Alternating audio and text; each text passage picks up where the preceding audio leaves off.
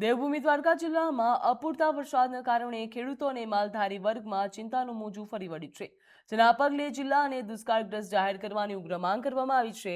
આ મામલે પ્રતિક્રિયા આપતા કૃષિ મંત્રી જીતુભાઈ વાઘાણીએ જણાવ્યું હતું કે અલ નીનોની વૈશ્વિક સ્થિરતા અને આના કારણે વરસાદ નહિવત પ્રમાણમાં થયો છે। તેમણે ઉમેર્યું હતું કે વરસાદની આ સ્થિતિને લઈને સામાન્ય લોકોને પણ મુશ્કેલી ન પડે તેના માટે તેમણે ભગવાન દ્વારકાધીશના ચરણોમાં પ્રાર્થના કરી છે। જ્યારે પણ કોઈ મુશ્કેલી ઊભી થાય તેમજ ભગવાન દ્વારકાધીશ રસ્તો કાઢતા હોય છે તેમ જણાવીને મંત્રીએ સ્પષ્ટ કર્યું હતું કે રાજ્ય સરકાર કોઈ પણ કઠિન પરિસ્થિતિને પહોંચી વળવા માટે પાછી પાની કરશે નહીં।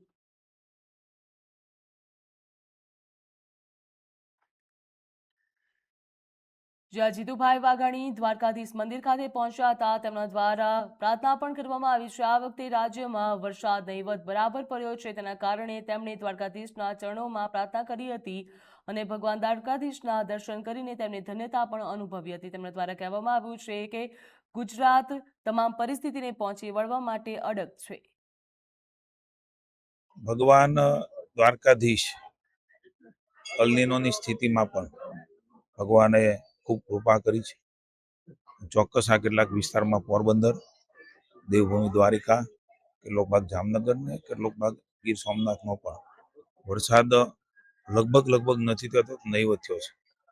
ભગવાન દ્વારકાધીશને પ્રાર્થના કરીએ કે આપણે એવી સ્થિતિમાં ના આવવું પડે, આપણે દુષ્કાળ જાહેર કરવો પડે, લોકોને મુશ્કેલી પડે। હાલાકી ભગવાને કૃપા પણ કરી છે, ખૂબ વરસાદ પણ કેટલીક જગ્યાએ થયો છે, પણ જે ભાગમાં નથી થયો એમાં દુષ્કાળ જેવી સ્થિતિ ન સર્જાય, કોઈ પણ સ્થિતિને પહોંચી વળવા માટે માનનીય ભૂપેન્દ્રભાઈની સરકાર હંમેશા તત્પર હોય છે।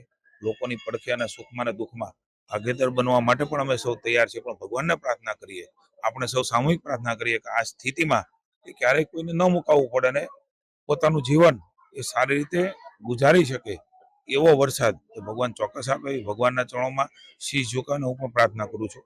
પણ ક્યારેય કોઈ મુશ્કેલી પડે ત્યારે ભગવાન જ એમાંથી બહાર કાઢતા હોય છે। સરકાર એની ફરજ નિભાવતા હોય છે, સરકાર એની ફરજ નિભાવવામાં ક્યારેય પાછી પાની નહીં કરે।